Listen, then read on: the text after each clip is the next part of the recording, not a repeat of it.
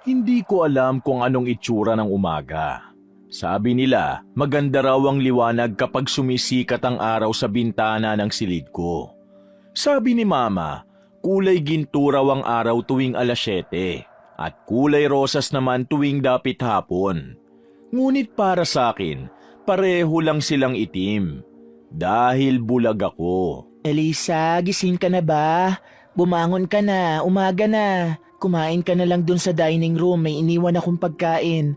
Aalis lang kami ng mga kapatid mo. Saan po kayo pupunta, Ma? Lalabas lang kami ng mga kapatid mo. Nakakuha ng mataas na grades ang nakababata mong kapatid na si Cassandra, kaya kakain kaming lahat sa labas. Dadalan ka na lang namin ng dinner kasi baka gabi na rin kami makauwi eh. Hindi po ba ako pwedeng sumama? Nako Elisa, alam mo namang magiging abala ka lang ron. Baka imbis na maasikaso namin si Cassandra na siyang dahilan kung bakit kami lalabas, ikaw pa ang atupagi namin. Intindihin mo na lang kami ha.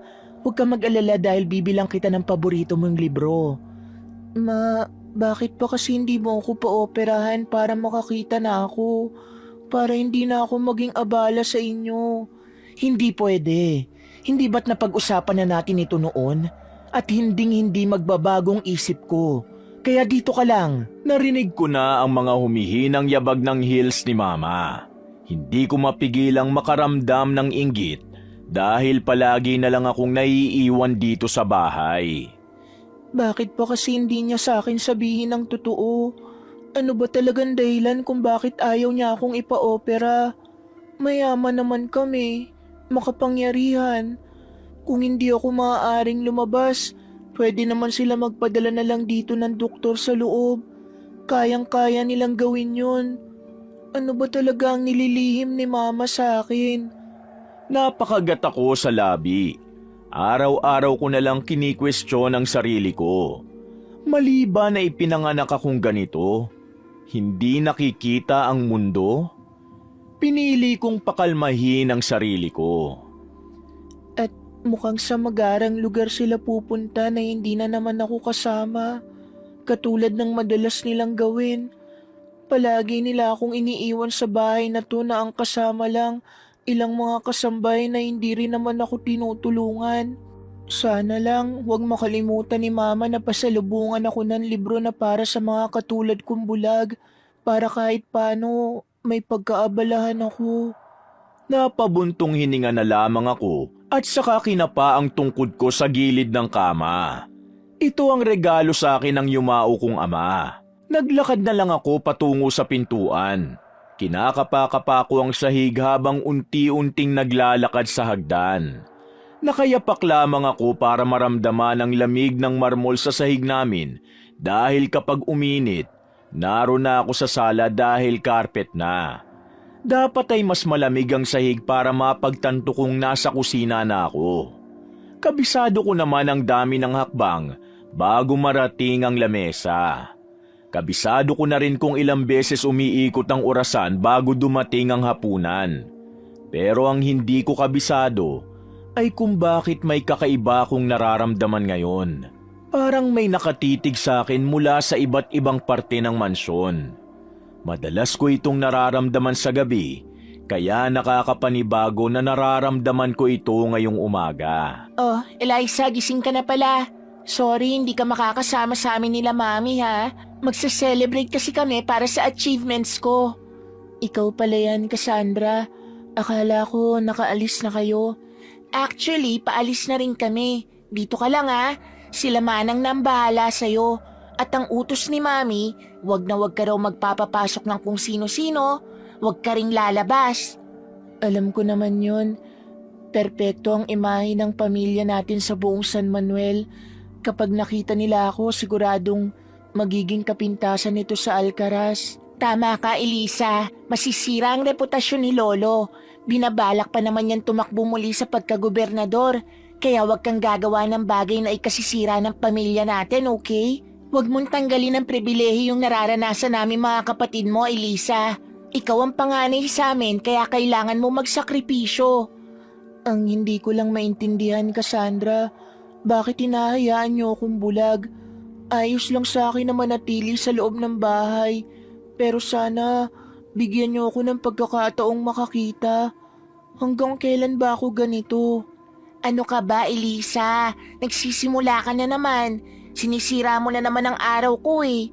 Bakit ba hindi mo nalang tanggapin na bulag ka na habang buhay? Wala nang magagawa pa sa mga mata mo. Maging masaya ka na lang kung anong meron ka at maging masaya ka para sa akin.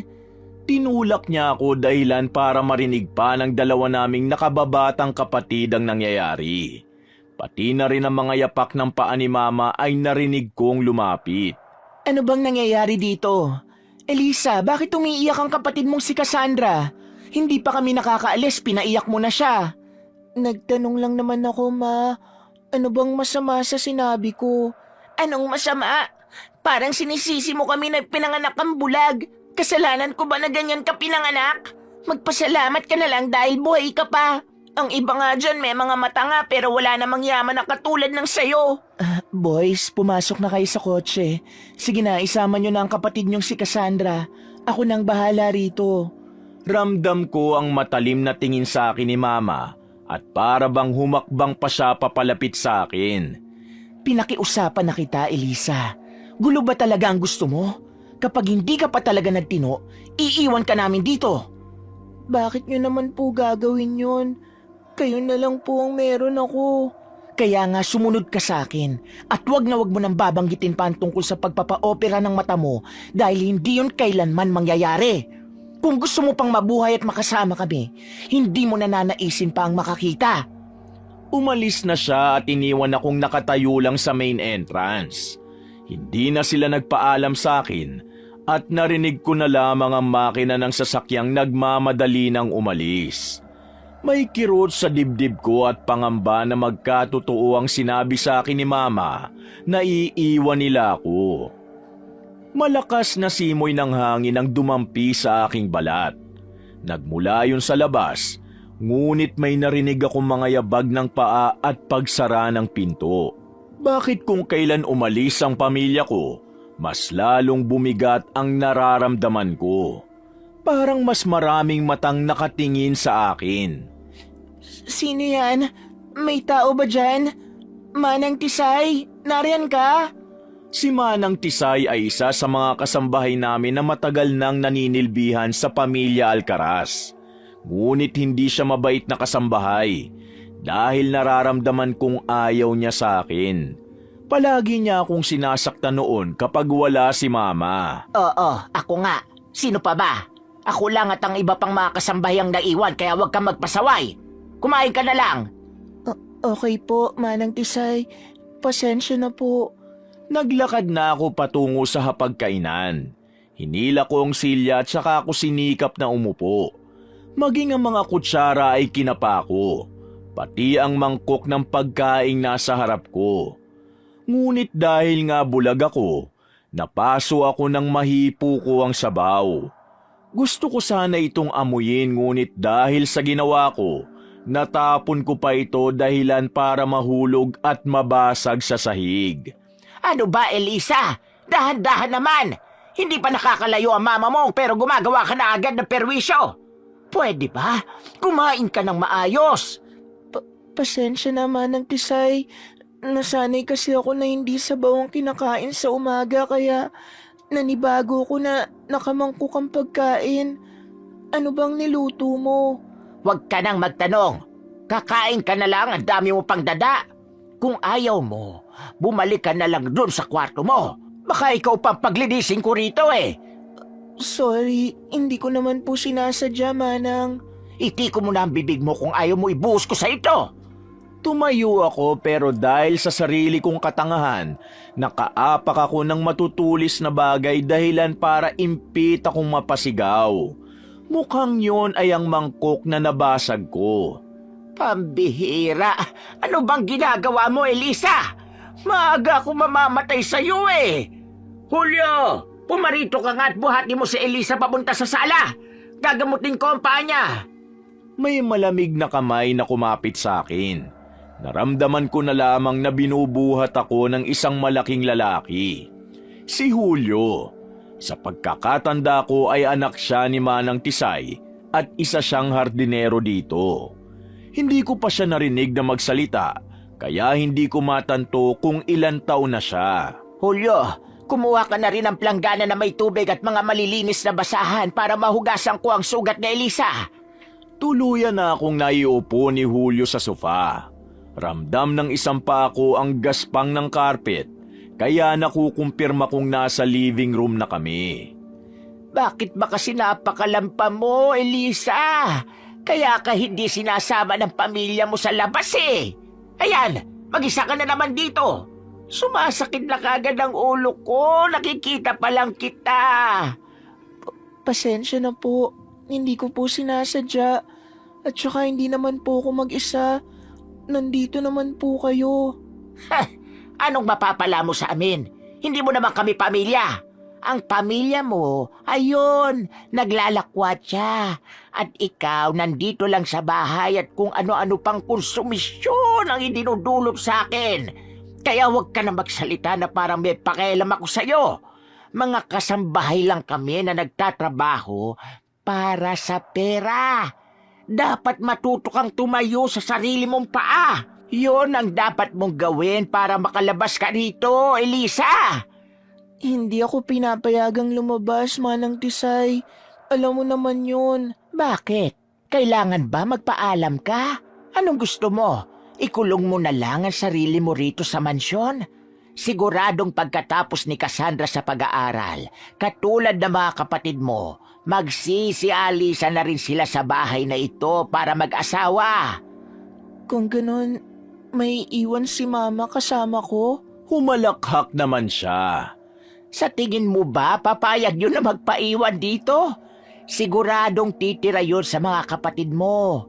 Narinig ko ang sinabi niya kanina nung pagbantaan kang aalis na sila. At ikaw na lang ang matitira dito. Panigurado. Kasi kami ng anak kong si Julio, kapag dumating ang araw na yon, siguradong tatanggalin na rin kami sa trabaho. Ano pa magiging silbi namin dito? O baka nga, patay na ako noon. Huwag kayo magsalita ng ganyan, Manang Tisay. Baka nga, mauna pa ako sa inyo eh. Mahina akong tumawa, pero hindi umimik si Manang Tisay. Ramdam ko ang matalim niyang pagtitig sa akin habang inuhugasan niya ang paa ko. Pati ang kuko niyang bumabaon na lalong nagdudulot sa akin ng kirot. Si Julio rin ay nararamdaman kong nasa tabi ko dahil naririnig ko ang paghinga niya. Ipinagpatuloy ni Manang Tisay ang panggagamot sa paa ko, tsaka niya muling inutusan ng kanyang anak. Julio, ikuha mo ng pagkain si Elisa at subuan mo siya. Po, hindi na po kailangan, Manang Tisay. Kaya ko na ang sarili ko. Ah, talaga? Kaya mo kumuha ng sarili mong pagkain? Bulag ka na nga, pilay ka pa. Baka lalo ka lang maging konsumisyon sa akin kapag inayaan kita mag-isa. Wala na akong lagawa nang lumapit na sa akin si Julio. Umupo siya sa tabi ko at nagsandok ng pagkain na itinapat niya sa bibig ko. Huwag ka nang mahiya, Elisa. Hindi naman lason yan eh. Ngumanga ka na. Ibinuka ko ang bibig ko dahil nakaabang na roon ang kutsara ng pagkain. Isinubo sa akin ni Julio ang kanin na may sabaw ng bulalo. O, di ba? Tapos na rin ako sa pagbebenta ng paa mo. Iwan ko na muna kaya rito sa sala at pupuntahan ko ang iba mga kasambahay. May aasikasuhin din kasi akong labahin eh. Julio, ikaw na ang bahala sa kanya ha. Pagkatapos ay hugasan mo na rin ang pinagkainan niya at ihatid mo siya sa kwarto. Bumalik ka naman sa akin mamaya dahil may uutos ako sa'yo. Umalis na si Manang Tisay kaya naman naiwan kaming dalawa ni Julio na patuloy pa rin sa pagsubo sa akin ng pagkain. Nahiya naman ako kaya nagpresenta na akong kunin ang kutsara. Ako na, Julio. Kaya ko nang kumain. Wala na naman si Manang Tisay para makita tayo. Hindi ka na niya mapapagalitan. Kinapa ko ang kamay niya. Malamig pa rin ito. Meron siyang matutulis na kuko at tila ba mas malaki ang kamay niya kumpara sa akin. Mas matanda siguro siya. Ako na. Nagulat ako nang marinig ko ang boses niya. Malagom ito at puno ng bigat. Teka, Nakakapagsalita ka, Julio. Ngayon ko lang narinig ang boses mo Pero hindi na siya muling nagsalita pa. Kaya naman hindi ko sigurado kung guni-guni ko lang ba ang narinig ko kanina o talagang siya nga.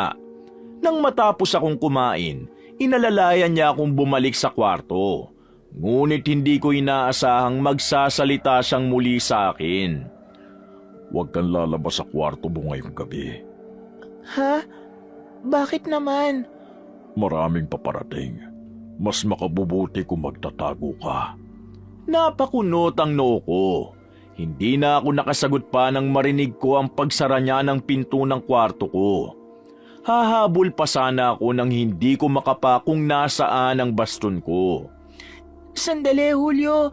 Naiwan ko yata sa kusina yung baston ko. Julio, buksan mo ang pinto. Sinubukan kong gumapang, ngunit hindi ko alam kung saang parte ako ng kwarto iniwan ni Julio. Pakiramdam ko nga ay nasa iba akong lugar dahil ibang-iba ang mga kagamitang nakakapako. Saan ba ako dinala ni Julio? At anong ibig sabihin niyang maraming paparating? Sila mama ba ang tinutukoy niya? Pero mamaya pang gabi dahil nasa galaan pa sila. At anong sinasabi niyang magtago ako? Bakit? Para saan? Naputol ang pagkausap ko sa sarili ko nang makarinig ako ng malakas na lagabag mula sa labas. Agad akong nakaramdam ng takot. Manang Tisay, Julio, anong nangyayari? May pumasok ba sa mansyon? Mga yabag ng paa ang sunod-sunod na lalong nagpakaba sa akin. Papalapit sila. Humanap ako ng paraan para makapako ang pinto. Gamit ang tenga ko, nakinig ako mula sa loob. Sigurado ba kayong walang tao rito? Oo, umalis sila madam at ang mga anak niya. Gabi pa sila uuwi. Kami lang dalawa ng anak ko narito at ng ilang mga kasambahay. Pero nasabihan ko na sila na may party sila rito. Kaya gawin nyo na ng mabilis ang plano nyo. Kunin nyo na mga nakatagong kayamanan ng pamilya Alcaraz. Kukunin talaga namin kaya tumahimik ka. Isang malakas na putok ng baril ang yumanig sa buong mansyon. Maging ako ay napatakip ng bibig. Sana naman ay hindi nila pinatay si Manang Tisay. Ano ginawa mo sa kanya, boss? Bakit mo pinatay si Manang Tisay? Mahirap linisin yan. Ginawan ko na nga siya ng pabor Siguradong papatayin din siya ng pamilyang Alcaraz kapag nalaman nilang nakipagkuntsabahan ng matandang ito sa atin. Mabuti pa, hanapin natin ang anak niya at patayin din bago tayo umalis. Pati na rin ang iba pa mga kasambahay na hati pa sa kayamanang dapat ay sa atin lang. Sunod-sunod na putok ng baril ang kumawala sa labas. Ngunit ni isang boses mula sa iba naming mga kasambahay ay hindi ko narinig. Pinatay na rin kaya sila? Nanginginig ako sa takot na nagsikap na magtago sa likod ng pinto. Hindi ko alam kung paano ako makakatakas. Dahil sa sandaling madiskubre nila ako, siguradong babarilin din ako. At bukod pa ron, matutuklasan nila ang isang kapintasan sa pamilyang ito. Masisira ang pangalan ni na Lolo at baka hindi siya manalo sa susunod na eleksyon. Halugugin ang lahat ng kwarto! Patayin ang iba pa mga tao na nagtatago! Simutin din ang lahat ng kayamanan ng pamilya Alcaraz. Dapat ay pagbayaran nila ang mga pang-aalipin nila sa atin.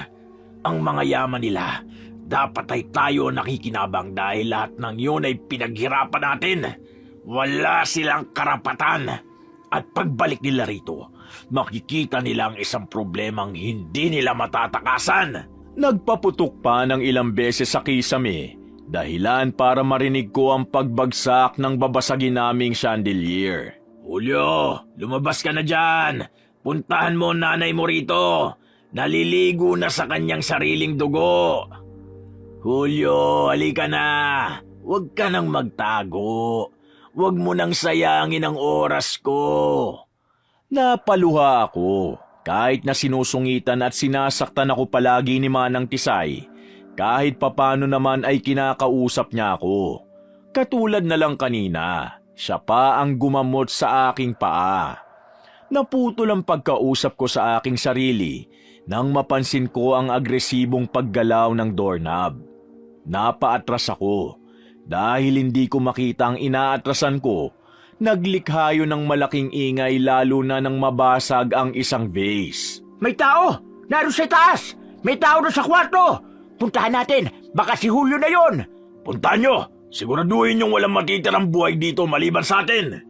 Pinipigilan kong humikbi habang gumagapang palayo sa pinto. Kung ano-ano na ang nababangga ko, ngunit hindi ko pa rin sigurado kung nasa na ako. Tuluyan ang tumigil ang paggalaw sa doorknob dahil nagbukas na ito. Napasingap na lamang ako habang nakatakip ang bibig. Unti-unti siyang lumalapit sa akin at hinawakan ang kamay ko. Elisa, tumakas na tayo rito. Julio, ikaw ba yan? Oo, ako nga. Halika na. Sumama ka na sa akin. Pero si Manang Tisay, pinatay nila si Manang Tisay. Alam ko, pinatay ng mga magnanakaw yung si inay. Kaya umalis na tayo rito bago pa tayo maabutan. Kinalas ko ang mga kamay niya mula sa akin. Kahit natatakot ako, pinili kong lumaban. Sandali, hindi ako sasama sa'yo. Narinig ko ang pag-uusap ng mga lalaki at ng nanay mo. Pinagplanuhan nila ang pagnanakaw dito sa mansyon. Siguradong hindi ito lingid sa kaalaman mo. May bala kayong masama sa pamilya ko. Oo, alam ko ang tungkol doon. Pero hindi ako pabor. Kaya nga hindi ako nagsasalita. Kung hindi sa'yo lang. Kaya halika na, umalis na tayo rito.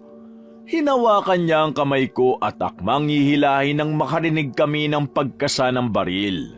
Hindi ko alam kung kanino nakatutok, ngunit may pumalatak ng tawa. At saan kayo pupunta, ha? Akala nyo ba makakatakas kayo sa amin? Boss, yan si Julio, ang anak ni Manang Tisay. Nakita niya na ang mukha natin kaya kailangan ng patahimikin yan. Alam ko, di mo kailangang utusan. Pero yung babaeng nakapikit, sino yan? Anak din ba yan ni Manang Tisay? Mukhang hindi. Base sa damit na suot niya mukhang mayaman. Hindi kaya anak yan ni Karina Alcaraz? Imposible. 3 lang ang anak ni Karina Alcaraz. 2 lalaki at 1 babae. Baka totoo ang chismis na narinig ko. May babae silang tinatago rito. Tignan mo, kanina pa nakapikit at parang nangangapa-ngapa.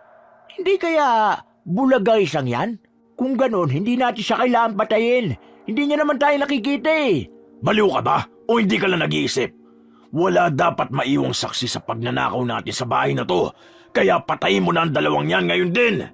Napakapit ako kay Julio. Ramdam kong pinoprotektahan niya ako dahil nakapalibot sa akin ang braso at kamay niya. Rinig na rinig ko rin ang malalim niyang paghinga at ang maliliit na paghikbi. Kahit papano pala ay maswerte ako dahil bulag ako. Hindi ko nasasaksihan ng kamatayan sa harapan ko. Ilang segundo kong hinintay ang balang tumama sa amin ni Julio, ngunit ang tanging narinig ko lang ay ang malalakas na sigaw mula sa ibaba. Ano nangyayari sa baba? May tumakbo papasok sa kwarto at hapong-hapong nagsalita. Boss, umalis na tayo rito. May mga umatake sa mga kasama natin. Nabulilyaso ang plano natin. Anong sabi mo? Pinaglululoko niyo ba ako? Kayo itong may mga baril pero mga duwag. Mga wala kayong kwenta. Dahil hindi sila tao, boss. Kung hindi mga aswang. Kalukuhan. Nagpapapaniwala kayo sa ganyan. Mga inutil. Sunod-sunod na putok ng baril ang pinaulan sa kwarto dahilan para mapatili ako. May mga bumagsak din sa sahig. Ngunit ang nakakagimbal ay ang mga naririnig kong kakaiba sa labas ng kwarto. Pati na rin ang malakas na sigaw ng boss na para bang may umaatake sa kanya. Julio, anong nangyayari? Bakit may mga ungol at pagatungal? Anong kaguluhan na nangyayari sa labas? Walang sumagot sa mga tanong ko. Pati ang akala kong nakakapit sa akin ay nawala na rin. Julio, nasan ka? Natatakot ako. Pakiusap, magsalita ka. May nangyari na ba sa'yong masama? Narinig ko na lamang ang paglagabag ng pinto ng kwarto pasara. Marami pang mga sigawan ang yumanig sa pandinig ko. Sinubukan kong umupo para kapain muli ang sahig patungo sa pinto. Ngunit iba ang mga nakakapako. Malalamig na kamay. May mga likido rin akong nahahawakan at natatalsikan ako ng mga yon. Kamay ba ito? Kaninong kamay ito? Wala ng pulso. Julio, ikaw ba yan? Magsalita ka, pakiusap. Ano ba talagang nangyayari dito? Kasunod kong nakapa ay ang parte ng mukha na malamig na rin. Ang laman at tila ba parang napilas. Humihikbi ako habang patungo sa pinto. Isa siyang aswang! Pati ang mga yon, mga aswang sila! Tumakas na tayo! Isang pagkakamali na nagpunta tayo rito! Ang pamilya Alcaraz, hindi lang isang bulag ang tinatago mula sa mga tao, kung hindi mga aswang! Lumalim ang paghinga ko. Anong ibig sabihin nila na may tinatago kaming aswang sa pamamahay na ito? Hindi ko maintindihan. Sila ba ang madilim na puwersang nararamdaman ko simula nang umalis sila mama? At saan kayo pupunta? Hindi kayo makakatakas sa amin pagkatapos yung patayin ng ilan sa amin! Nagpatuloy ang mga kaguluhan sa labas hanggang sa tumahimik na mga ito. Ngunit doon ako mas lalong kinabahan. Iniisip ko kung papunta na ba sila sa akin o ako na ba ang isusunod nila. At si Julio, ano na kaya ang nangyari sa kanya? Biglang nagbukas ang pinto, kasunod ay may humawak sa aking magaspang na kamay. Julio, ikaw ba yan? Pero bakit nag-iba ang kamay mo? Hindi siya sumagot. Sa halip ay may itinakip sa aking panyo at dahil doon, nawalan ako ng malay. Nagising na lamang akong nakahiga sa kama. Inamoy-amoy ko ito at nasiguro kong nasa kwarto ko na ako. Anong nangyari? Bakit ako napunta rito sa kama ko? Sa pagkakaalala ko kanina, may nagtakip ng bibig ko kaya nawalan ako ng malay. Sino yun? Sandali, nasan si Julio? Julio? Julio, nasan ka? Bumangon ako at kinapaka pa ang paligid. Hindi ko inaasahang makakapa ko rin ng tungkod sa tabi ko. Si Julio ba naglagay nito rito? Pero nasan siya? Siya ba ang dahilan kung bakit ako nawalan ng malay kanina? Pero bakit niya naman yun gagawin sa akin? Nakarinig ako ng kaluskos mula sa labas. Teka, wala na bang masasamang taong pumasok sa bahay namin kanina? Ang mga magnanakaw, nasa na? Pero paano? Ang narinig ko kanina may mga umatake rin sa kanila. Sino? Dala ng kuryosidad, dahan-dahan akong lumabas ng kwarto ko. Batay sa lamig ng paligid, mukhang gabi na. Hindi pa rin ba umuwi sila, Mama? Anong oras ba sila uuwi nila, Cassandra?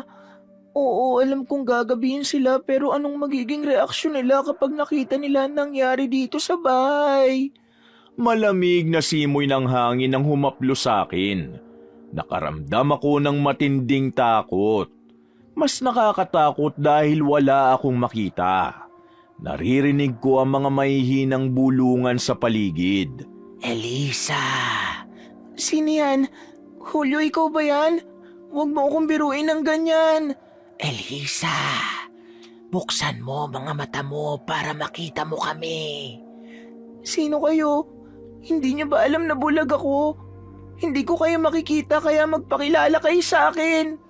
Kami ang nagligtas sa'yo. Matagal ka na naming binabantayan. Ano? Tigilan niyo ako! Hindi ko kayo kilala! Lubayan niyo ako! Elisa, hinihintay ka na namin. Imulat mo na ang mga mata mo. Tama na! Ano ba pinagsasasabi niyo? Tigilan niyo na ako! Dala ng labis na takot ay hindi ko na alam kung saan ko na itatapak ang mga paa ko hanggang sa nadulas na lamang ako at nagpagulong-gulong sa hagdan.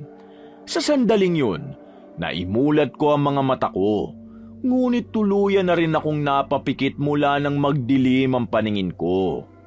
Ilang sandali pa, nakarinig ako ng mga sigaw at mga yabag ng paang paparating. Elisa! Ano nangyari dito? Ano? Cassandra! Carlo! Casper! Kunin niyo ang kapatid niyo! Hinang-hinaman ay naririnig ko ang boses nila mama at ng mga kapatid kong nag-aalala para sa akin. Ito ang unang beses. Ang daming dugo. Dali natin si Elisa sa kwarto niya. Manang Tisay, ano nangyari dito? Carlo, tumawag kayo ng doktor ngayon din. Ma, bukas ang lahat ng vault sa kwarto ko. Pati rin sa akin, ma. Pinasok tayo ng mga magnanakaw. Kung ganun, nasan sila Manang Tisay? Si Julio at ang iba pa mga kasambahay. Wala sila, ma. Si Elisa lang ang nandito sa mansyon. At ang mga kamera sira rin, kaya hindi natin malalaman kung anong totoong nangyari dito sa bahay. Ibig sabihin ang pinagkakatiwalaan natin mga kasambahay ang may gawa nito. Kailangan malaman ito ng lolo nyo. Lumipas ang ilang minuto na nandito ako sa kama na nakahiga. Dumating na rin ang doktor para tingnan ako. Maging si lolo ay pumunta kasama ang mga alipores niya. Rinig na rinig ko ang diskusyon nila na para bang hindi nila alam na gising na ako dahil nga nakapikit ako. Anong nangyari dito, Karina? Talaga bang binabalak ninyong gumawa ng ingay para sirain ang pangalan ko? Hindi ganun, Papa. Hindi rin namin alam ang totoong nangyari. Nakita na lang namin si Elisa na nasa ibaba ng hagda na walang malay. Nahulog siya o may tumulak sa kanya? Ganun na lang ba ang pagkamuhi niyo kay Elisa kaya pinababayaan ninyo ang batang yan? Nasaan ba kayo at bakit hindi ninyo alam ang nangyari dito sa mansyon? Papa, ipinagdiwang lang namin ang achievement na nakuha ni Cassandra. At hindi ninyo isinama si Elisa? Papa, hindi ba't kayo na rin ang nagsabi sa akin noon na walang dapat makaalam ng tungkol sa pagkatao ni Elisa? Dahil isa siyang kapintasan sa pamilya natin. Bakit parang ako pa ang sinisisi ninyo? Para saan pa ang ungkatin yan kung hindi mo rin naman inayos sa seguridad sa lugar na ito? Ang mga kinuha mong kasambahay ay hindi mapagkakatiwalaan.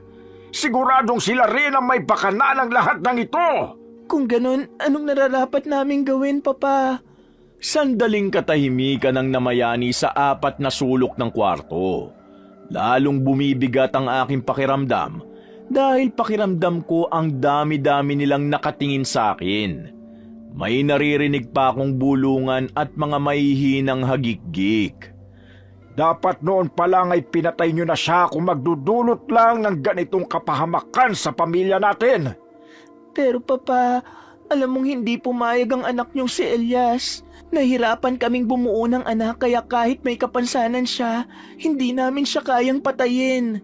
Kung ganon, patayin nyo na siya ngayon din para wala nang makaalam pa ng pagkatao niya.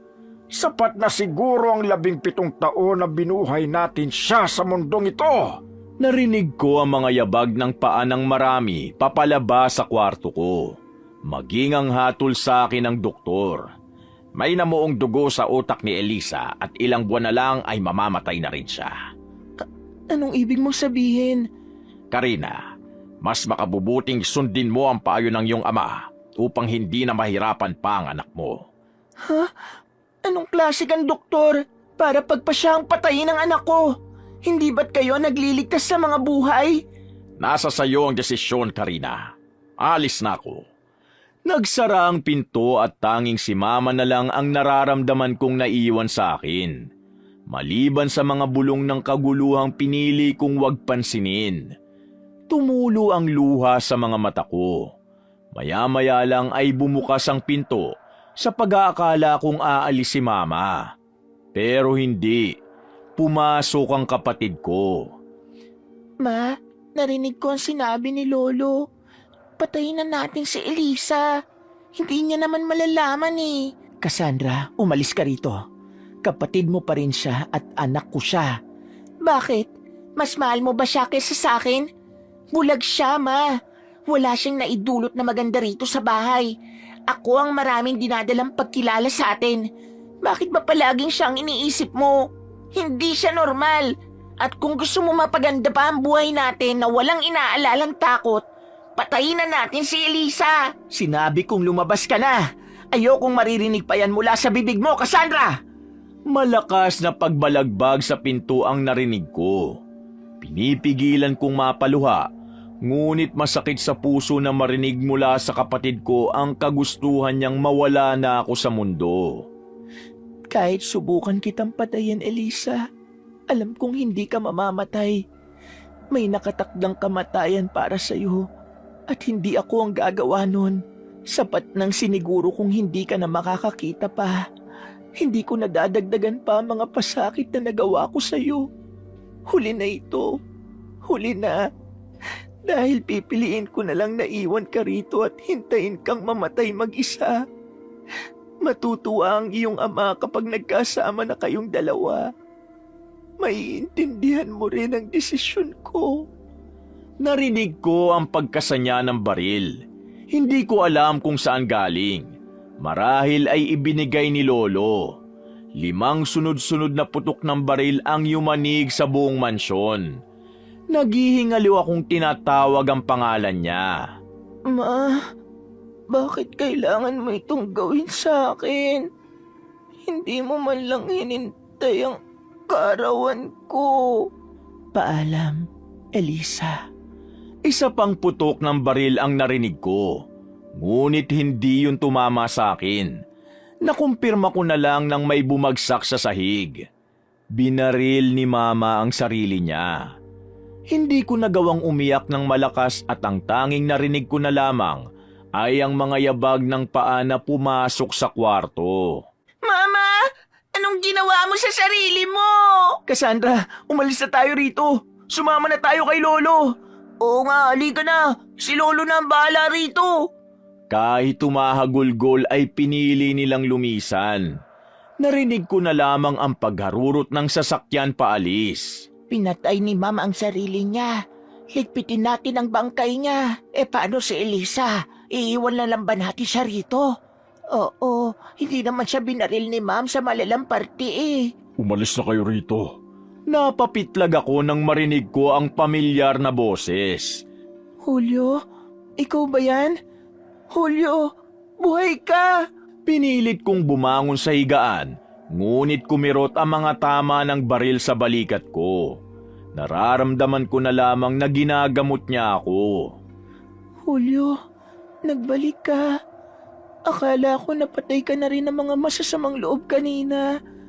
Ano bang nangyari? Tayo na lang bang naiwan dito?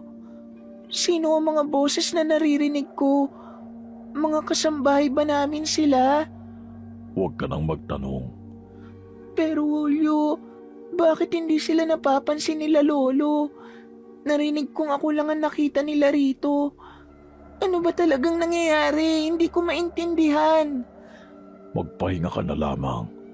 Pero hindi ko nagawang magpahinga nang may marinig kaming malalakas na pagkatok mula sa baba. Sino yun? Ha? Ako ba ang tinatanong mo, Julio? Paano ko malalaman? Pero hindi ako pinansin ni Julio. Sa halip ay may nagsalitang babae. Isang matandang babae, nagpapakilalang Lola Clara. Lola Clara? Narito si Lola Clara? Sige, papasukin siya. At kayo, magtago ang ilan sa inyo. Naiwagaan ako sa sinambit ni Julio. Nang kakausapin ko na siya, biglang nawala ang presensya niya. Elisa, anong nangyari sa'yo? Tinulungan niya akong bumangon at umupo pasandal sa headboard. Hinaplos niya ang mukha ko. Elisa, ako ito, si Lola Clara. Ako ang ina ng iyong yumaong ama. Hindi mo ba ako naaalala? Umiling ako. Hindi bale, narito na ako. Nakarating sa akin na umalis ang pamilya mo at iniwan ka rito. Simula ngayon, ako na ang bahala sa iyo, maliwanag ba? Niyakap niya ako ng mahigpit at hinaplos niya ang buhok ko. Narito na si Lola. May kasama ka na. Hinding-hindi kita iiwan. At simula nang dumating si Lola Clara, tila ba tumigil ang mga bulungang naririnig ko sa paligid. Kahit papano, naginhawa ng loob ko dahil siyang nag-aasikaso sa akin para mabilis akong makarecover. Kumusta ang pakiramdam mo, Elisa? May masakit pa ba sa'yo? Meron po sa bandang likod ng ulo ko. Ha? Bakit? Napaano ba yan? Nahulog po kasi ako sa hagdan. Mahabaging langit. Bakit ka nahulog sa hagdan?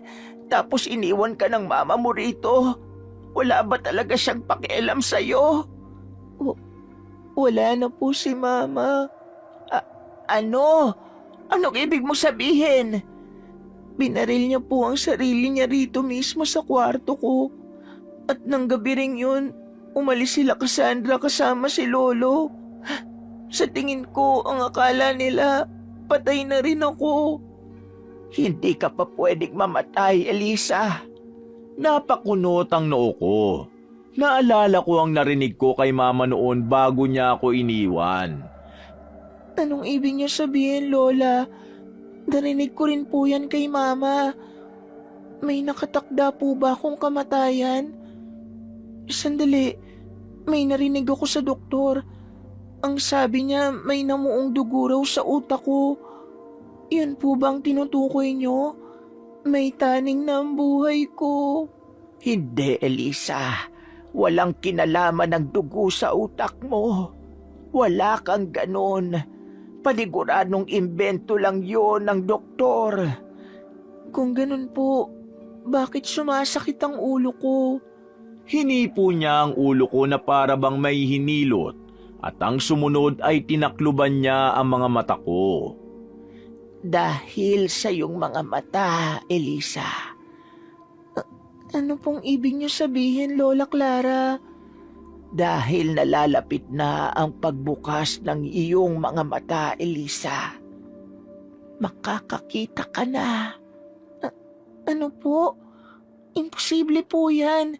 Nang may panganak ako, bulag na ako. May ganun bang pagkakataon na darating ang araw na makakakita po ako kahit hindi ako operahan? Oo, Elisa. Hindi mo kailangang operahan. Subukan mo ngayon. Buksan mo ang mga mata mo.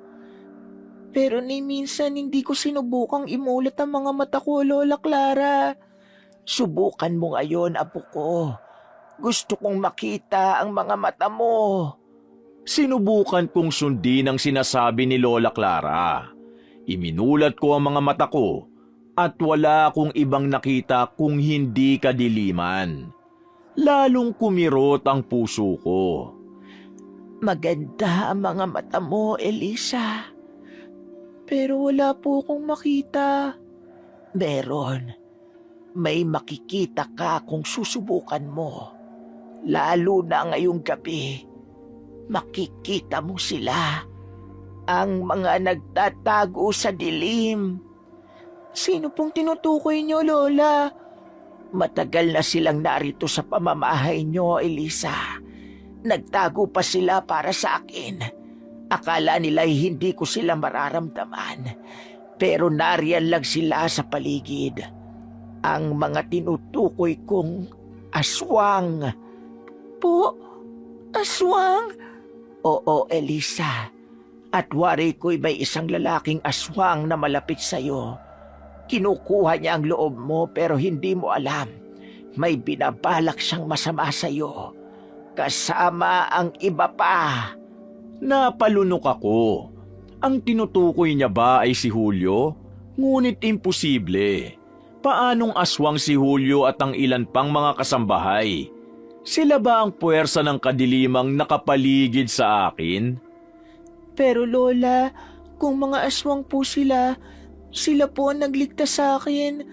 Kamakailan lang nang pasukin kami ng mga magnanakaw at narinig kong may umatake rin sa mga magnanakaw na yon, kaya nakaligtas ako. Hindi ba't kasabwat ng mga magnanakaw na yon ang mga kasambahay ninyo kaya mabilis silang nakapasok dito?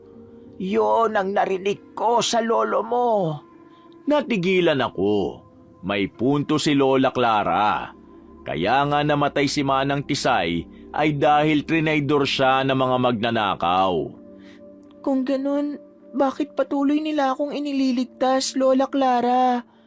May isa akong sagot dyan, Apo. Hinihintay nila ang kaarawan mo kung kailan uusbong ang iyong paningin. Hindi ka nila mapatay pa ngayon dahil kailangan ka pa nila. Kapag tumuntong ka sa edad ng kamulatan, magbubukas ka ng daan para sa lahi ng mga aswang. ikaw ay ganap na magiging kasangkapan o magiging reyna ng mga nilalang ng dilim.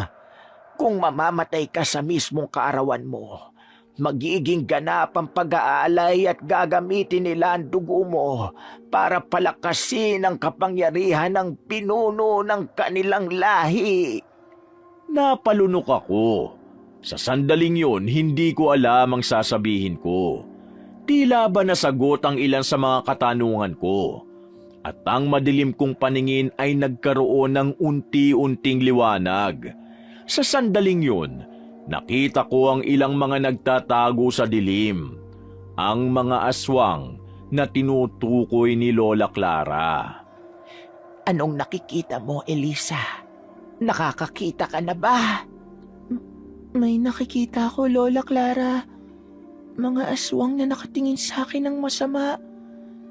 Tila ba gutom at gusto kong patayin. Huwag kang mangamba. Kasama mo ko, Elisa. Hindi kita pababayaan. Walang makakalapit sa iyong aswang. At wala kang dapat igapangamba dahil may 2 araw pa tayo bago sumapit ang iyong kaarawan.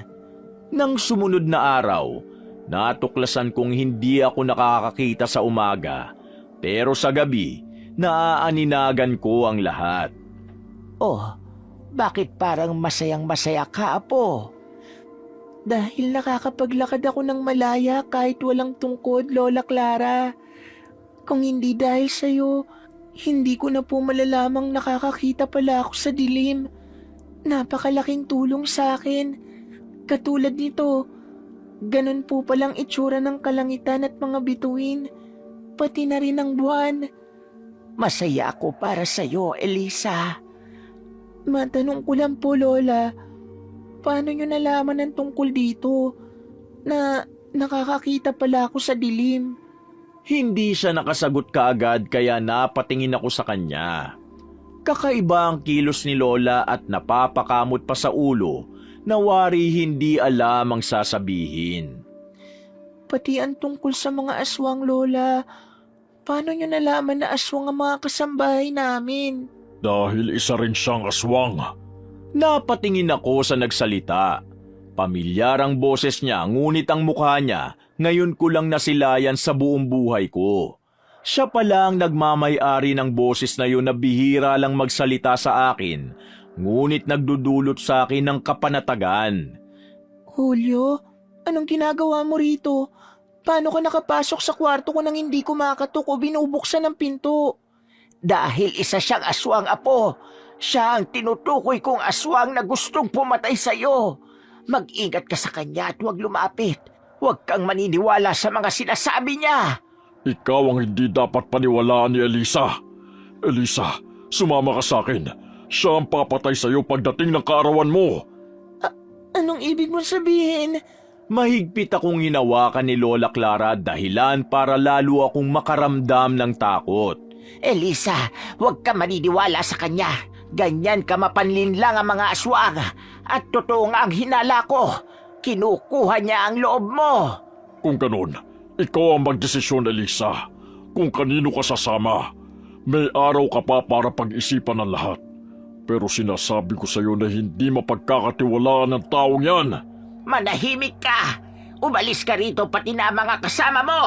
Kayo ang magpapahamak sa apo ko! Gusto niyo siyang patayin! Akala niyo ba hindi ko malalaman ang mga balak ninyo? Sinabi sa akin ang lahat ng kanyang ina, si Karina. Isinumpa ninyo ang pamilya Alcaraz na magkaroon ng isang bunga na may kapintasan. Dahil galit na galit kayo sa amin. Kaya nga kayo gumawa ng unyon para sugurin ang bahay na ito at nakawin ang lahat ng kayamanan nila, hindi ba? Natahimik si Julio. Sa mukha niya ay parang nakukumpirma na totoo ang mga ipinaparatang sa kanya ni Lola Clara. At nasasaktan ako. Ang mga aswang na katulad ninyo ang dahilan kung bakit bulag ang apo ko. At kung bakit hindi siya pinaoopera ng kanyang ina dahil tinatakot niyo si Karina na sa oras na dumating ang kaarawan ni Elisa ay kukunin niyo siya. Gustong pigilan ni Karina ang nakatagnang mangyari sa kanyang anak kaya siniguro niyang bulag ito. At nakumpirma ko yon nang makita ko ang mga mata ni Elisa. Natigilan ako. Sa pagkakaalala ko, sinabihan ako ni Lola Clara na maganda ang mga mata ko. Ibig sabihin, isa yung kasinungalingan. At si Mama pala ang mas lalong bumulag sa akin? Kaya ba hindi niya gustong ipalit sa akin ang mga mata ni Papa dahil gusto niya akong iligtas? Tumulo ang mga luha ko sa pisngi. Hindi ako makapaniwalang may ganitong klase ng pagmamahal para sa akin si Mama. Akala ko noon ay sila Cassandra lang ang mahal niya. Kaya hindi hinahayaang lumabas si Elisa ay dahil ayaw niyang may makakita sa anak niya na kung sinong aswang na maaari siyang kunin. Pero lingid sa kaalaman ni Karina na narito lang kayong lahat sa bahay niya. Naghihintay ng pagkakataon. Totoo bang sinasabi ni Lola Clara, Julio? Magsabi ka sa akin ng totoo. Pinagkatiwalaan kita. Ikaw ang palagi kong hinahanap dahil gusto kong siguraduhin ligtas ka rin. Pero ano ito? Niloloko mo lamang ba ako? Elisa. Pagtawag niya pa lang sa pangalan ko ay nasasaktan na ako. Hindi ko gustong marinig ang katotohanan. Mabuti na lang at hinatak na ako ni Lola Clara palabas ng kwarto. Mabuti pa, Apo. Umalis na tayo rito. Lumabas tayo. Puntahan natin ang mga lugar na gusto mo. Ang mga bagay na hindi mo nakita noon. At ang buhay na ipinagkait sa'yo dahil bulag ka. Ngayon, pwede mo itong makita ngayong gabi at sa pagdating ng iyong kaarawan. Kahit sikat ng umaga ay makikita mo na rin. Lahat ng gusto mo. Walang pagdadalawang isip akong sumama kay Lola Clara. Puno ng puot ang puso ko habang naglalakad kaming dalawa papalabas ng mansyon. Wala ka nang dapat ikatakot ngayon, Elisa. Dahil wala ka ng kapansanan. Nakakakita ka na. At ang mga taong gusto kang patayin, ipakita mo sa kanila kung gaano ka nakasaya. Pumara ng taxi si Lola Clara at doon kami sumakay. Hindi ko alam kung saan papunta, ngunit natutuwa ako sa nakikita ko sa labas. Umiiyak ako habang pinagmamasdan ng kalsada mula sa bintana. Nakikita mo ba yung mga poster dyan sa kalsada, Elisa? Tingnan mo ang pagkakangiti ng lolo mo dyan. Akala mo talaga ay walang tinatagong baho. Sinilip ko ang tinutukoy ni Lola Clara at nakita ko nga ang poster ng pangangampanya ng isang matandang lalaki na ngayon ko lang din nasilayan. At nakumpirma ng pangalan niya na naroon sa poster na siya nga ang lolo ko. Nakangiti si lolo roon na para bang hindi niya sinabi noon na patayin ako. Dapat ay matagal mo na itong ginawa, Elisa. Napakaraming bagay sa mundong hindi mo nakikita dahil nakakulong ka lang sa kwarto mo. Nagpapapigil ka sa gusto mo mangyari sa buhay mo dahil natatakot ka. Ikaw na dapat na maging masaya at kumukontrol sa buhay mo ay nawawala ng salita para sa sarili mo. Ngayon ang araw na baguhin yon, Elisa.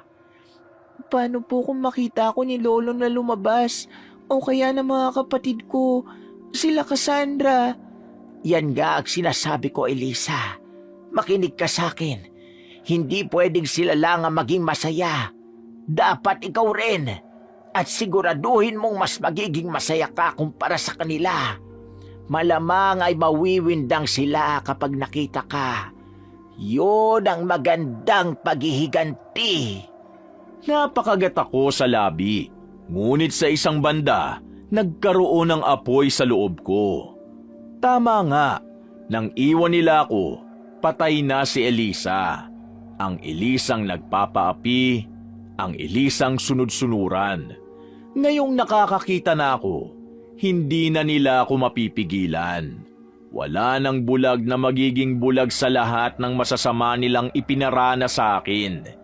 Hindi na ako magiging bulag. Huminto ang sasakyan at napatingin ako sa malaking mansyon na tinigilan namin. Nasaan tayo, Lola Clara? Nasa mansyon ng lolo mo. Halika, sumama ka sa akin. Nagbayad na si Lola sa taxi driver kaya bumaba na ako. Narinig ko pa siyang may sinabi roon sa driver bago ito umalis. Ano pong sinabi niyo sa driver, Lola Clara? Sinabi ko na ipagkalat na ikaw ang lihim na apo ng iyong lolo na tumatakbong gobernador. Siguradong pagpipiestahan ng madla ang balitang yon. Halika na, puntahan natin ang kapatid mo. Sino, Lola Clara? Si Cassandra. Siguradong magugulat siya kapag nakita ka. Gumuhit ang ngiti sa mga labi ni Lola Clara at ganon din ako. Tandang-tanda ko pa kung paano niya sinabi kay Mama na patay na lamang ako. Ngayon, tignan natin kung sino ang mamamatay sa takot. Dumaan kami sa lihim na parte ng mansyon ni Lolo. Nakakagulat nga na alam ni Lola Clara ang daan. Marahil ay nakabisita na rin siya dito noon. Ayos si Cassandra. Nasa bathtub naliligo. Silipin mo. Anong gagawin ko, Lola? Magpakita ka lamang sa kanya at ngumiti. Siguradong masisiraan na siya ng bait. Tumango ako saka naglakad. Katulad ng sinabi ni Lola Clara, pinuntahan ko si Cassandra. Kitang-kita ko kung paano siya nakalubog sa bathtub habang nakataas sa mga paa. Umiinom pa siya ng wine habang may binabasa at naka-headset pa siya habang umuugoy-ugoy sa tugtog. Napangiti ako. Cassandra, Agad siyang natigilan at wari narinig niya ako. Cassandra, dito. Ako ito, si Elisa, ang kapatid mo. Unti-unti siyang lumingon sa dako ko. Nanlaki ang mga mata niyang sumigaw at natatarantang tumakbo palabas ng banyo habang nakahubad. Sinitsitan naman ako kaagad ni Lola Clara kaya napalingon ako sa kanya. Elisa, dito. Papunta rito ang kapatid mo. Tingnan mo, magsusumbong siya sa lolo mo. Agad akong sumunod kay Lola Clara at tama nga ang sinabi niya. Parang kabisado niya na ang kilos ng mga kapatid ko at nakahubad nga si Cassandra nang humarap siya kay Lolo. Kung hindi pa siya tinapisan ng ibang mga kasambahay, pag-iisipan ng masama si Lolo. Ano bang problema? Bakit basang-basa kang pumunta rito, Cassandra? Lolo, nakita ko si Elisa. Naroon siya sa labas ng banyo. Anong gagawin ko? Baka minumulto ka na ng kapatid mo. Ano bang ginawa mo sa kanya para dalawin ka niya? Hindi, Lolo. Totoo siya. Ngumiti pa siya sa akin at tinawag ako ng ilang beses. Maniwala ka sa akin, Lolo. Nakita ko talaga siya. Natatakot ako lalo na't may mga mata siya. Nakamulat na siya at nakikita ako. Imposible! Nasisiraan ka na yata ng bait, Cassandra. Bulag ang kapatid mo at matagal na siyang patay. Pinatay siya ng mama mo. Kaya pwede ba umalis ka na rito? Inaabala mo ko. Marami pa akong dapat ayusin sa pangangampanya. Pero Lolo, maniwala ka sa akin, I swear. Nakita ko talaga si Elisa. Paano kung patayin niya ako? Magiganti siya sa atin. Kalukuhan! Sige na, alisin nyo na nga siya rito. Hinatak na siya ng mga maid at naiwan naman si Lolo sa kanyang opisina na malalim ang iniisip. Imbestigahan nyo nga ang mansyon kung may nakapasok dito. Magpadala din kayo ng tao para alamin kung ano nangyari sa katawan ni Elisa at ni Karina. Iniwan namin ang mga bangkay nila sa mansyon. Masusunod po. Hinawakan ni Lola Clara ang kamay ko kaya napatingin ako sa kanya. Umalis na tayo. Oras na para umuwi sa atin. Saan po tayo uuwi? Babalik po ba tayo sa mansyon? Hindi, Elisa. Uuwi tayo sa bahay ko. Sumunod na ako kay Lola Clara. Muli kaming sumakay sa taxi at nakita ko na lang ang sarili kong nasa tapat ng isang simpleng bahay. Halika na. Alam kong pagod ka kaya magpahinga na tayo. Ipaghahanda rin kita ng hapunan. Maraming salamat po, Lola Clara. Pumasok na kami sa bahay niya. Hindi niya binuksan ang ilaw. Sa halip ay kandila lamang. Tama, yun kasi ang napansin ko rin sa akin na kapag may liwanag, nahihirapan akong makakita. Maupo ka at hintay mo ko rito. Pwede kang manood ng TV kung gusto mo. Magluluto lang ako. Salamat po, Lola. Niyakap ko siya na siyang ikinagulat niya. Oh, bakit ka nagpapasalamat sa akin? Kumusta ba ang pakiramdam mo? Natuwa ka ba sa ginawa natin? Sa totoo lang po, naging masaya ako. Kanina ko lang nakita ang mukha ni Cassandra pero nasiguro kong siya yun at hindi ko mapigilang matuwa sa naging reaksyon niya. Pero sa isang banda, nakukonsensya ako. Kapatid ko pa rin po siya. Nakababatang kapatid. Iniisip ko na dapat hindi ko po siya tinakot. Hindi mo naman siya tinakot, Elisa. Nagpakita ka lang sa kanya. Sarili niya ang tinakot niya kasi alam niyang may ginawa siya sa iyong masama. Kaya huwag ka na mag-isip ng ganyan. Normal naman niyang nararamdaman mo dahil naninibago ka. Pero tandaan mo, pagdating ng kaarawan mo, tuluyan ka nang makakakita. Hindi na po ba ako mamamatay? Yun po ang narinig ko sa pagtatalo niyo ni Julio na kapag tuluyan na akong nakakita, papatayin na rin nila ako. Huwag ka mag-alala dahil hindi ka nila mapapatay, Elisa. Kaya sige na, umupo ka na roon at maghahanda na ako ng hapunan. Tumango ako at pinili na lamang na umupo sa isang sulok. Pinagmasdan ko ang paligid. Halata na ang pagkaluma sa bahay ni Lola Clara. Hindi ko mapigilang isipin na bakit nagtsatsaga siya ritong manirahan. Hindi katulad namin na may sariling mansyon. Oh, Elisa, kumain ka na. Maraming salamat po, Lola Clara. Kayo ba, hindi po ba kayo kakain? Mauna ka na. Manonood lamang ako ng balita. Binuksan niya ang telebisyon. Nanlabo ang mga mata ko, ngunit hindi yun mahalaga. Nakakarinig pa naman ako at naaaninagan ko pa ang pagkaing nakahain sa akin, kaya matiwasay akong makakakain. Ngunit yun ang akala ko, dahil natigilan ako nang marinig ko ang balita. Kasalukuyang iniimbestigahan ng tumatakbong gobernador na si Albino Alcaraz dahil sa kumakalat na balitang meron itong ipinapatay na pamilya noon. Dagdag pa rito, pinaghahanap din ang nawawala nitong manugang na babae na si Karina Alcaraz at ang anak nitong kinilala na si Elisa Alcaraz. Si Elisa Alcaraz ang panganay na anak ni Karina at Elias Alcaraz na inilihim sa publiko. Nakatira sila sa isang mansyon na ngayon ay abandonado na. Nagkalat ang mga pulis para imbestigahan ang paligid at sa nasabing report, may mga bangkay ng ilang lalaki na natagpuan sa likuran. Kasalukuyang hinahanapan ng statement si Albino Alcaraz pero tumangging makapanayam. Abangan ang mga susunod na detalye sa balitang ito. Napanganga ako. Hindi ko nagawang kumain dahil sa bigat ng balitang narinig ko. Ngunit naputol yun nang pumalatak ang tawa ni Lola Clara. Paano kanila makikita kung narito ka sa akin? Masisira ang utak nila kakahanap sa'yo, Elisa. Lalo na si Albino. Mabubulok siya sa kulungan at marapat lang yun sa kanya. Hindi na ako nakasagot pa nang uminom ako ng tubig. Bumigat ang talukap ng mga mata ko at nang ilang sandali ay napahiga na ako sa upuan. Nagising na lamang akong nasa tulugan kung saan ngunit katulad ng dati ay wala akong makita.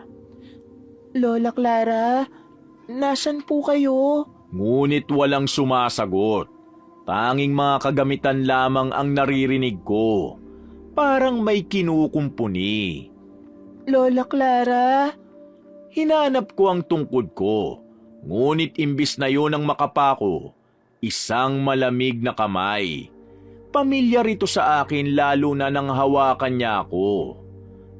Julio, ikaw ba yan? Paano mo ko nahanap? Paano ka nakapunta rito? Huwag ka maingay, Elisa. Nakakubli lamang ako ng langis kaya hindi ako naaamoy ng lola mo. Pero may kailangan ka malaman sa kanya. Hindi siya ang totoo mong lola. Nasa panganib ang buhay mo sa kanya dahil siyang papatay sa'yo. Siya ang sumumpa sa'yo kaya ka bulag na ipinanganak. At sa paglubog ng araw mamayang gabi, magsisimula ang araw ng iyong kaarawan. Tuluyan ka na makakakita at ang dugo mo Iaalay niya yun sa mga demonyo para maging makapangyarihan siya. Ginagamit ka lang niya. Bitiwan mo ko, Julio. Hindi ako naniniwala sa'yo. Hindi mo na ako mapapaikot. Nabalaan na ako ni Lola Clara tungkol sa'yo kaya hindi mo ako maluloko. Ikaw ang niloloko niya, Elisa. Sigurado ka man lang ba na siyang totoo mong lola? Oo, Julio. Dahil kilala niya rin ang pamilya ko. Alam niya kung saan nakatira sina Lolo at pati na rin ako. Kung hindi siya si Lola, sino siya? Siya lang ang makakasagot niyan, Elisa. Pero ang dapat mo isipin ngayon, kung paano mo siya mapipigilan na patayin ka at hadlangan ang nakatakda mong pagkamatay.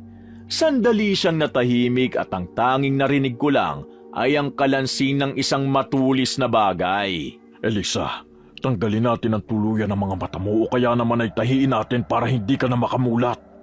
Nagpapatawa ka ba? Gusto mo ba akong lokohin? Si Raulo lang ang maniniwala sa'yo. Napabuntong hininga siya. Kung hindi ka naniniwala sa akin, sige Elisa, ikaw ang magpatunay at malalaman mo na nagsasabi ako sa iyo ng totoo.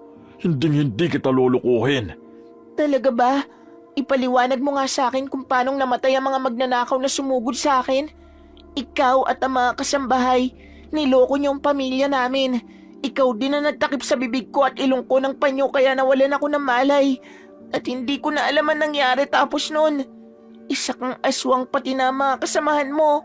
Hinihintay niyo ang kaarawan ko para patayin ako. Lumalim ang kanyang paghinga.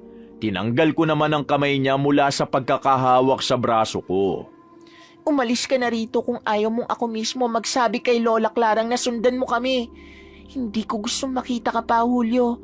Naalala ko lang na dahil sa plano nyo, namatay ang sarili mong ina at nagkagulo lang ang pamilya namin. Kaya wala kang karapatang sabihin na magtiwala ako sa'yo. Imbis na sagot ay may inilagay siya sa kamay ko. Nahipo ko ang matulis na bagay na tila ba isang kutsilyo. Gamitin mo na lamang yan bilang proteksyon mo. Isang punyal na makakapatay sa aswang. Kahit sa akin mo gamitin ay mabilis ako mamamatay. Kapag inatake ka ng kinikilala mong lola, agad mo yang gamitin para makatakas ka. Kung hindi mo alam, kasalukuyan na siyang naghahanda sa ritual na gagawin niya sa'yo mamayang gabi. Nasa sayo na lang kung maniniwala ka. Aalis na ako. Hindi na ako nakapagsalita nang mawala na ang presensya niya sa hangin. Agad naman akong nakarinig ng yabag ng mga paa na papalapit sa akin, kaya mabilis kong itinago ang punyal na ibinigay niya. Bumukas ang pinto at naramdaman ko ang pagdating ni Lola Clara. O apo, gising ka na pala. Halika, naghanda ako ng pagkain. Kumain ka na ng almusal. Aalis tayo para mamalengke para sa kaarawan mo bukas. Magdiriwang tayo. Napakagat ako sa labi nang may maalala. Kagabi, may ibinigay siya sa akin pagkain at inumin. Nang inumin ko yon ay may naramdaman akong kakaiba dahilan para mawalan ako ng malay. Totoo kaya ang sinasabi ni Julio na isa ring aswang si Lola Clara? At hindi ko siya totoong lola? Busog pa po ako, Lola Clara. At sa tingin ko, kailangan ko magpahinga. Bakit? Masama ba ang pakiramdam mo? Hinipo niya ang noo ko. Wala ka namang lagnat ah. Anong nararamdaman mo? Hindi ko rin po maintindihan. Siguro dahil nalalapit na ang kaarawan ko. Kinakabahan ako sa posibleng mangyari. Nako, dapat nga ay maging masaya ka dahil sa paglubog ng araw mamaya. Tuluyang ka nang makakakita at bukas ng umaga, mapapatunayan mo na ang isang himala. Nanaigang kaba sa dibdib ko. Mabuti naman na tinayaan na lamang ako ni Lola Clara sa gusto ko. Iniwan niya ako sa kwarto at ako naman ay napaupo na lamang sa kama habang nangihina. Nanginginig ang kamay kong nakahawak sa punyal. Sa balita kagabi, narinig kong may iniimbestigahan kay Lolo. May kinalaman ba ito kay Lola Clara? Ang sabi, may ipinapatay si Lolo noon.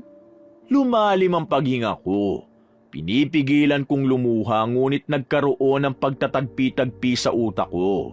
Ang bigla ang pagdating ni Lola Clara, pati na rin ang pagyaya niya sa aking umalis at ang pagbisita namin kina Lolo para sirain ang buhay nila. Humugot ako ng malalim na hininga saka matapang na tumayo.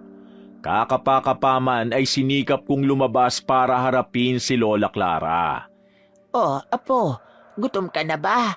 Gusto mo na bang kumain? Lola Clara, may gusto po akong itanong sa inyo. Ano yon, Elisa? Ang sabi mo noon, ikaw ang ina ng yumao kong ama. Ibig sabihin, asawa mo si Lolo Albino? Pero bakit hindi ka rin nakatira sa kanya? Bakit gusto mo siyang sirain sa pamamagitan ko? Bakit narito tayo? Sandali siyang natahimik at tila ba nag-init ang paligid. Naramdaman ko na lamang na may itinatali siya sa kamay ko. Masyado kang maraming tanong.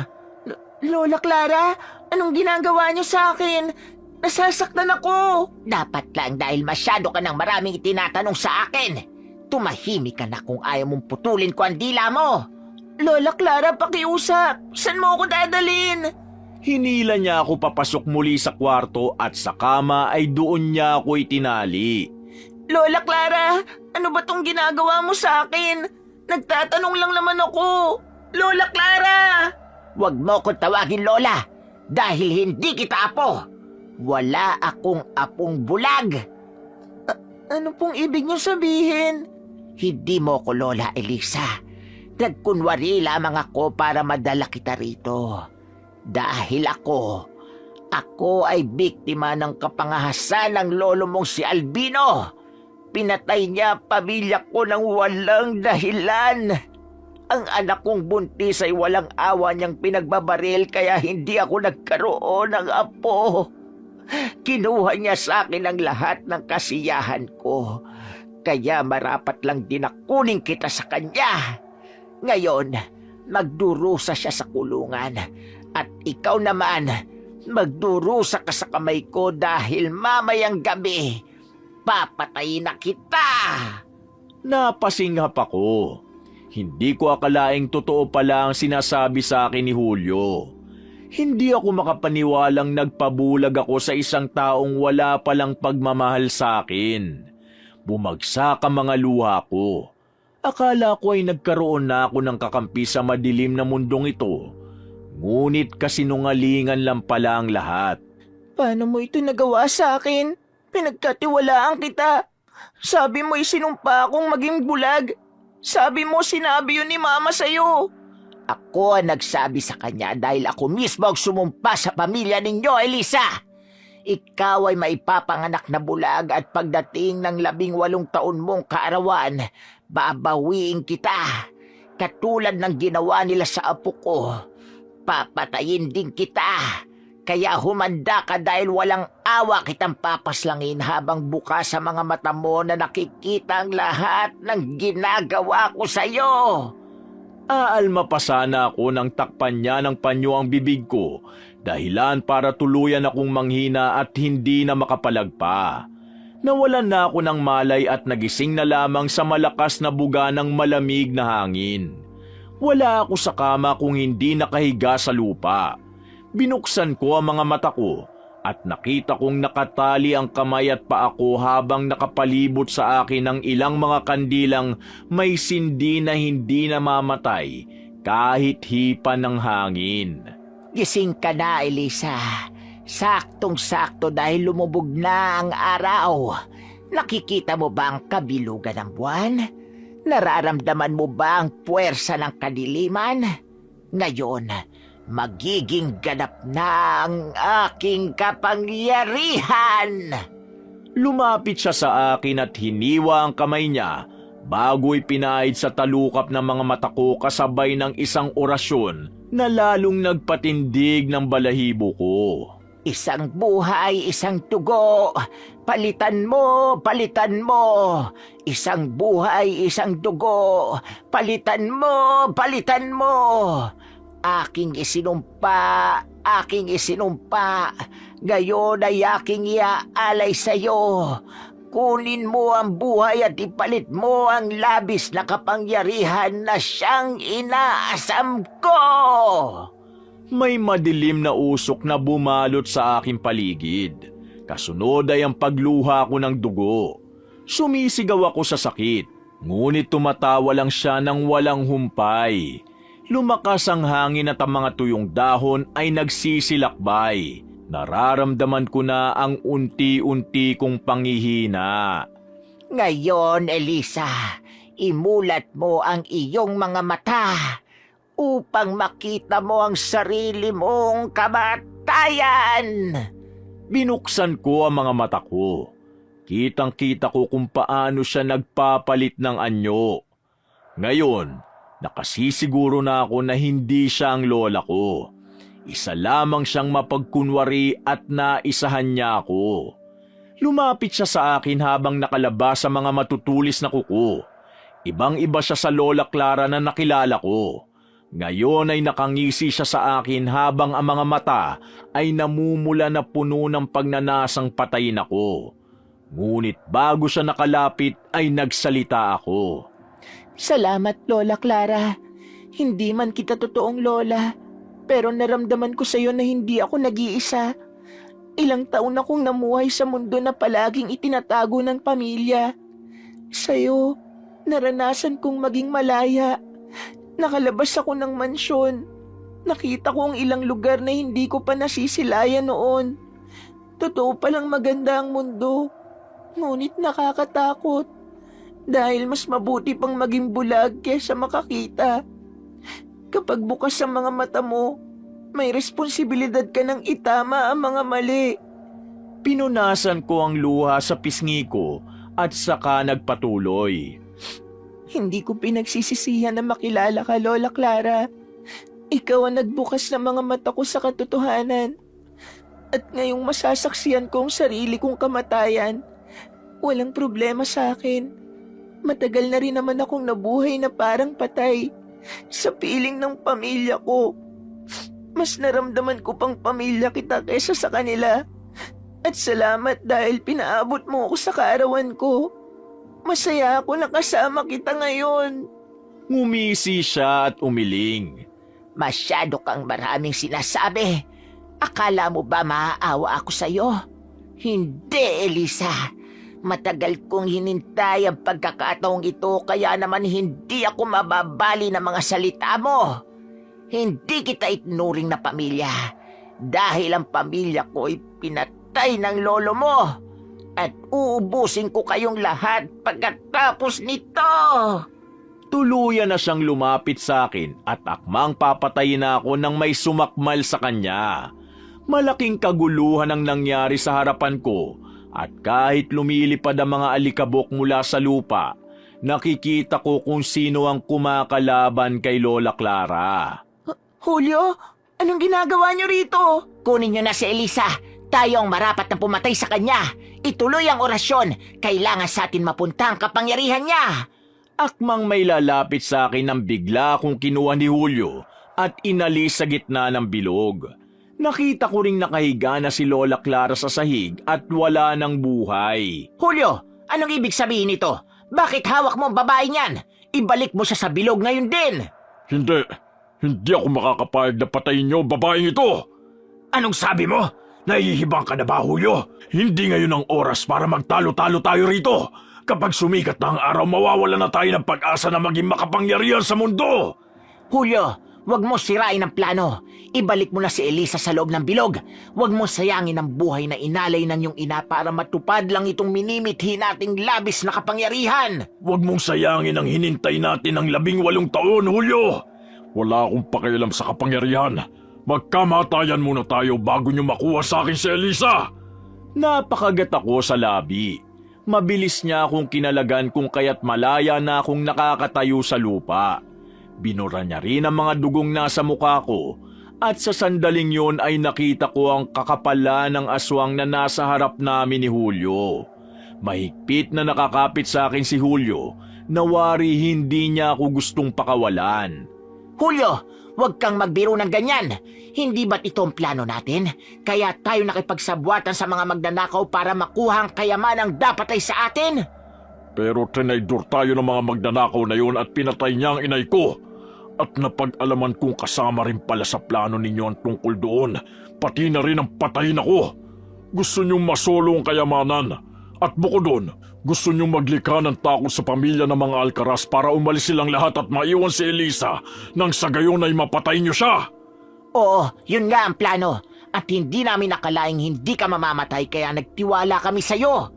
Isinama ka namin sa plano. Pero ano itong ginagawa mo? Ang akala ba namin kinukuha mo ang loob ni Elisa? Hindi pa ba halata? Kayo ang naloko ko kaya magkakamatayan muna tayo rito bago ninyo makuha si Elisa.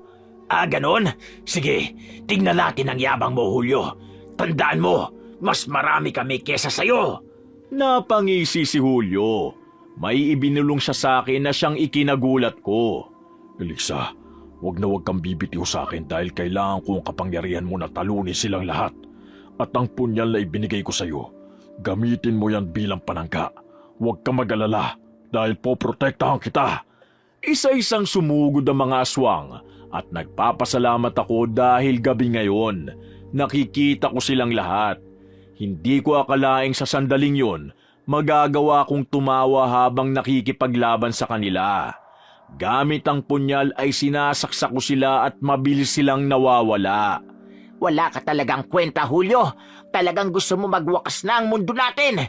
Kung ganon, isasama kita! Sinubukan niyang atakihin si Julio pero agad kong iniharang ang sarili ko. Sa isang iglap ay nadukot ko ang puso niya sa hindi malamang kadahilanan. Nanlaki ang mga mata ko na tumingin kay Julio. Anong ibig sabihin nito, Julio? Isa na rin ba akong katulad nyo? Matagal ka ng katulad namin, Elisa. Isa ka ring aswang at ngayon, ikaw na ang pinakamalakas sa amin dahil nagbukas na ang mga mata mo. Ang daan sa walang hanggang kapangyarihan. Nagpatuloy ang pakikipaglaban naming dalawa sa mga aswang na umaatake sa amin. At nakukumbinsi ako na isa nga rin akong aswang dahil sa kakaibang lakas na dumadaloy sa katawan ko. Mas lumalakas ang pandinig at ang pang-amoy ko ay walang kasing lakas din. At ang pinakamahalaga sa lahat, nakakakita na ako. Halika na, Elisa. Umalis na tayo rito bago pa may dumating na ibang mga aswang. Kinapitan ko ang kamay niya at mabilis kaming tumakbo ng magkasama. Saan tayo patungo? Kahit saan, Elisa.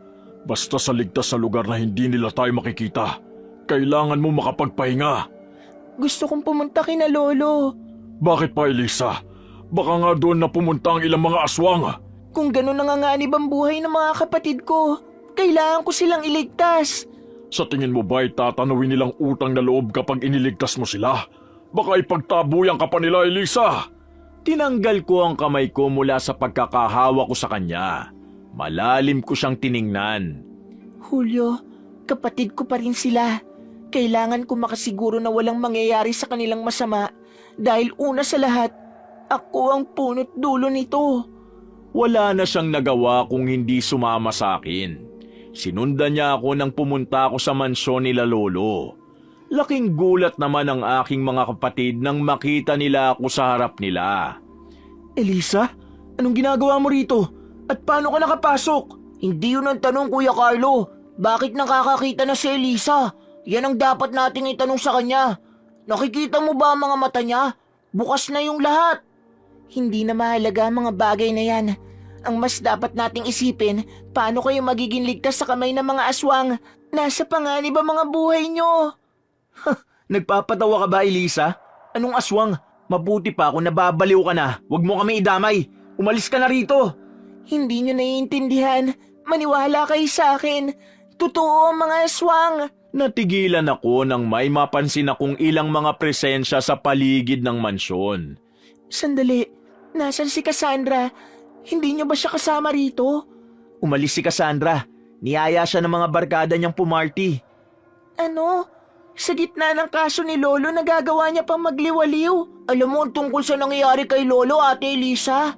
Oo, Pinapatay ni Lolong isang pamilya kaya naman naghihiganti ito sa atin. Muntik niya na rin akong patayin kanina kaya naman agad ko kayong pinuntahan dito. Kaya sabihin niyo sa akin kung nasa si Cassandra. Nagkatinginan sila. Si Casper naman ay may isinulat sa papel bago ibinigay sa akin.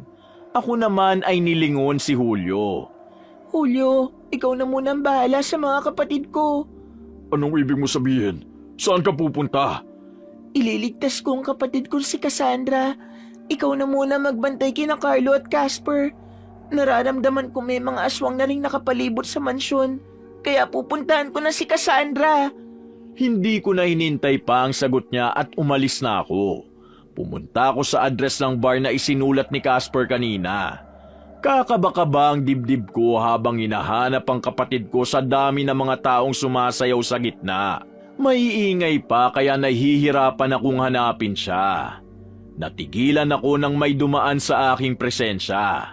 Nalintika na. Narito na rin sila. Mabilis kong hinanap ang kapatid ko sa mga kwarto at nakita ko siyang naroon sa balkonahe habang umiinom ng alak. May papalapit sa kanyang lalaki kaya agad ko siyang tinawag. Cassandra! Napalingon din sa akin ang lalaking yon at lalapitan ko na sana siya nang biglang naglaho. Elisa, ikaw nga. Sinasabi ko na nga ba na hindi ako namamalikmata noon? Nakita talaga kita. Hindi ka isang multo. At ngayon, bukas na ang mga mata mo na parang isang himala. Cassandra, sumama ka na sa akin. Umuwi na tayo. Kailangan na natin makaalis dito. At bakit naman ako sasama sa'yo? Sino ka ba? Si Mama nga hindi ako napapasunod, ikaw pa susundin ko? Ikaw ang umalis dito dahil hindi ka nababagay dito. Alam mo ba na dahil sa'yo nagkandaleche-leche na ang buhay namin? Si Lolo, kasalukuyang nasapitan dahil sa'yo. Bakit ba kasi lumabas ka?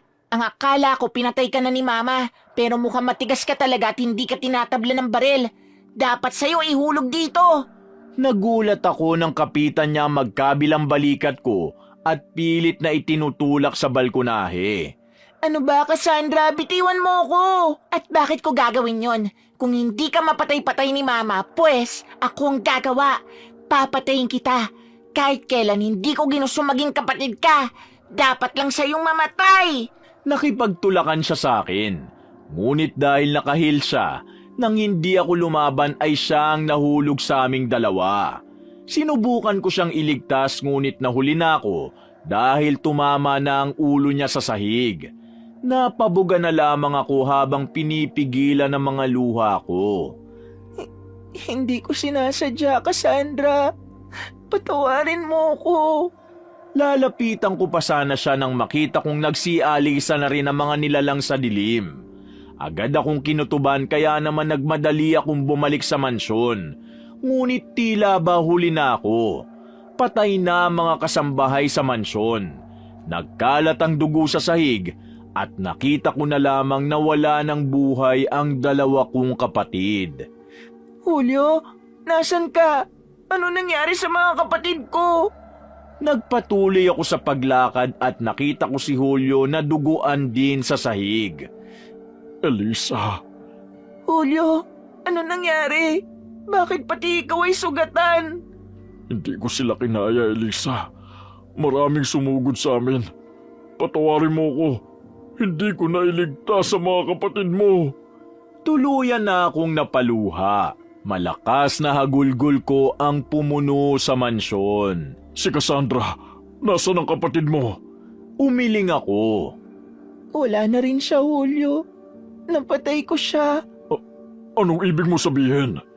Gusto niya akong patayin. Gusto niya ako itulak sa balkonahe pero siya ang nahulog.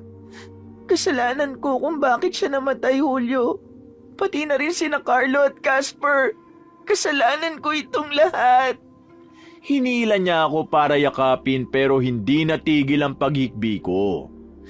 Kasalanan ko rin kung bakit kasugatan ngayon. Kung hindi lang sana kita iniwan. Wala kang kasalanan. Kinailangan mo lang iligtas ang kapatid mo kaso matigas lang talaga ang puso niya. Huwag mo sisihin ang sarili mo sa lahat ng ito, Elisa. Biktima ka lang din. Kung sumunod lang sana ako sa'yo, Sana pinatanggal ko na lang sa iyo ang mga mata ko. Sana hindi ko na ginustong makakita kung ganito lang ang masasaksihan ko, Julio. Napakasakit. Para akong mamamatay. Magpakatibay ka, Elisa. Hindi ito ang wakas. Ngayong may tinataglay ka ng lakas, makakaya mo nang gawin ang mga gusto mo. Makakaya mo nang gawing maganda ang mundo. Tumulo rin ang luha sa pisngi ni Julio at pinunasan ko yon. Umalis na tayo rito. Susubukan kong pagalingin ka. Nagtungo kaming dalawa sa malayong lugar. Sinubukan ko siyang gamutin at pati ang sarili ko. Sinubukan kong gamutin sa masasamang alaala. Nang sumapit nga ang kinaumagahan, ay hindi na nawala ang paningin ko. Nakikita ko na ang liwanag na nagmumula sa sikat ng araw. Ngunit hindi ko magawang maging masaya. Narito ka lang pala, Elisa. Kanina pa kita hinahanap. Ibinigay ko sa kanya ang punyal na minsang ibinigay niya sa akin. Tanggalin mo na ang mga mata ko, Julio. Ayoko nang makakita para matapos na ang lahat ng ito. Baka sa pamamagitan nito matahimik na ang mga buhay natin. Gusto ko na lamang maging bulag habang buhay. Itiniklop niya ang kamay ko. Hindi mo kailangan tanggalin ang mga mata mo, Elisa. Hindi rin natin kailangan tahiin. Kung ayaw mo makakita, pwede nating takpan ng tela. Marami sa mundo ang totoong nakakakita pero nagbubulag-bulagan. Pwede mong gawin yun lalo na sa kaso mo na ang mga nasaksihan mo ay kamatayan ng iyong pamilya. Kahit ako ay hindi ko na rin gugustuhin pang makakita. Pero piliin mong lumaban, Elisa. Hindi dahil bulag ay hindi ka na pwedeng maglakad papunta sa iyong mga pangarap. Bata ka pa at marami pang maaabot. Susuportahan kita. Kung ganon, dalin mo ako sa lugar kung saan naroon ang mga katulad ko. Gusto kong manirahan kasama ang mga bulag. Baka doon ay maging masaya ako at makalimutan ang lahat. Tumango siya at nang umagang ang yun, ay tinakpan niya ng tela ang mga mata ko. Binigyan niya rin ako ng tungkod bago dinala sa bahay panuluyan ng mga bulag. Tandaan mo na palagi kitang babantayan, Elisa. Poprotektahan katulad ng ipinangako ko sa iyong ama. Wakas!